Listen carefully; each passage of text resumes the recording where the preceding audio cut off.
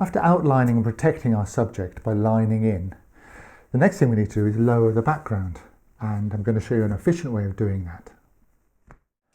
When we remove wood, we want to work across the grain as much as possible. We'll use running cuts, just as we did before, like this. And we're working across the grain, leaving these little ridges in between. Now, why do we work across the grain?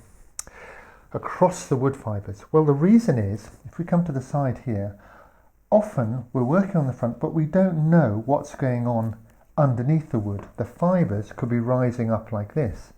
So they might be coming up like in this direction.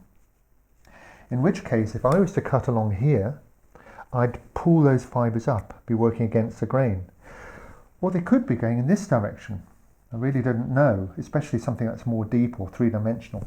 And in which case, this is a not very good direction. But working across the grain, like so, across the fibres, eliminates worrying about that altogether. So working across the grain is a really good way to remove wood.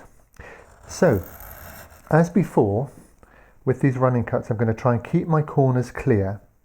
But the second really important thing I want to tell you is that you want to pay attention very much to the bottom of these trenches.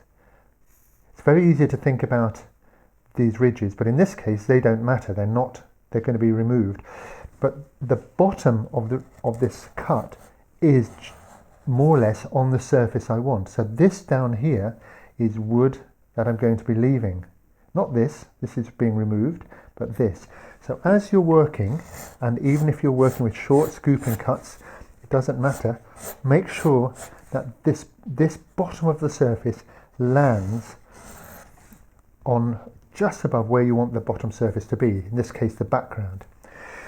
Now, the way I would work is I would try and be methodical, and I would work like this across the grain and try and make each cut the same. I wouldn't just haphazardly work. I try and give a sense of ploughing the field, if you like. And if that wasn't deep enough, then I'd go on a second cut and I'd lower it a bit more again. So practice making these cuts and trying to make them even. And then when you're ready, what you can do is you can draw your shape as before, and you can line it in. Whichever way works. That's the wrong way around, wasn't it? I hope you spotted that. Okay, and then you can practice coming up to this edge.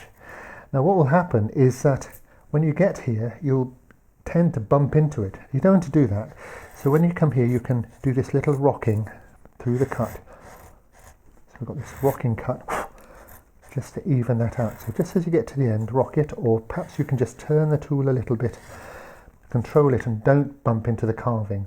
Remember, the lining in is a little bit outside our subject, so our subject would, in this case, would be perhaps just out here. So we have got a little bit of wood to spare.